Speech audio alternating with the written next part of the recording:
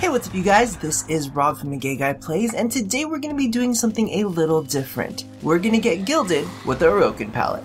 Okay, so I've been getting a lot of questions about customization and color palettes from you guys, so I figured that videos like this may be of help. The Orokin Palette pulls in many colors that you will find in the void, and for those of you who like to create faux primes, will definitely aid you in finding the perfect gold to match any prime whose gold isn't yet tintable. In addition, it's got some fairly nice neutrals and the very iconic Orokin Teal energy color. So the first gradient is an awesome cool tone brown gray with a tiny hint of green. This kind of gradient isn't found anywhere on the previous palettes, but is reminiscent of the grays found in the Grenier palette, one being more tan based while the other one was a bit on the bluer side. The deeper side is a great replacement when blacks look a little too stark, while the lighter side looks great for accents and cool tone metallics. The next gradient is a muted tan with an underlying tone of rust. You can find some similar colors in the Twilight palette, but nothing quite dead on. Honestly, I'm not a big fan of this particular set, and I don't think that I've ever seen that color used anywhere in the Orokin, so it's a bit out of left field for me.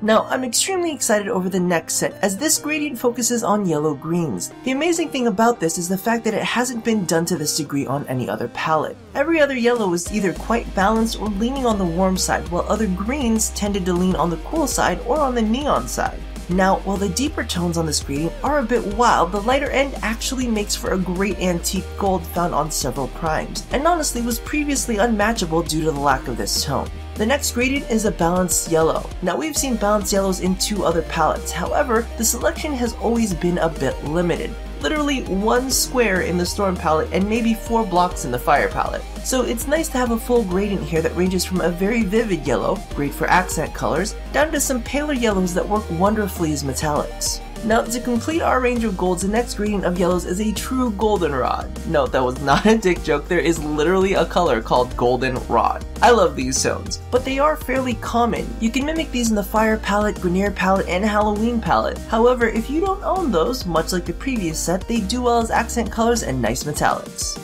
The next gradient is a set of whites. I know that sounds weird, but I do honestly feel like it has its place. At the lightest end, the white is just as white as the one found in the Smoke palette. On the other end, you'll find a very soft green based off-white. This actually falls in line with the 3 lightest tones in the Gamma palette, the 3 of which being an off-white tan, blue, and violet. Now, frankly, I'm not a big fan of using absolute blacks and absolute whites, as I do find them to be a bit stark on frames, so having access to these off tones really helps soften your look.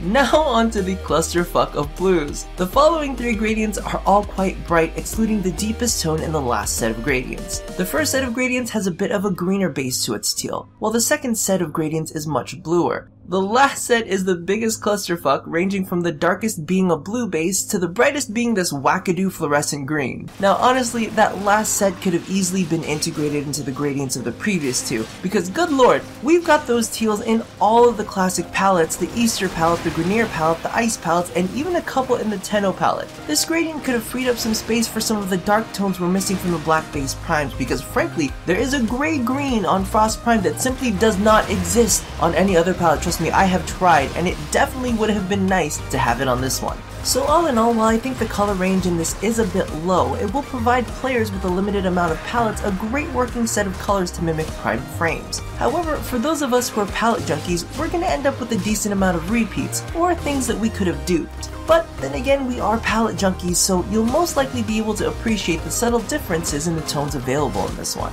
Alrighty, so that brings this episode to a close. Do me a huge favor and in the comments below, let me know if this is something you found useful, if the format is too long, if it was missing something, or if it was fairly on point.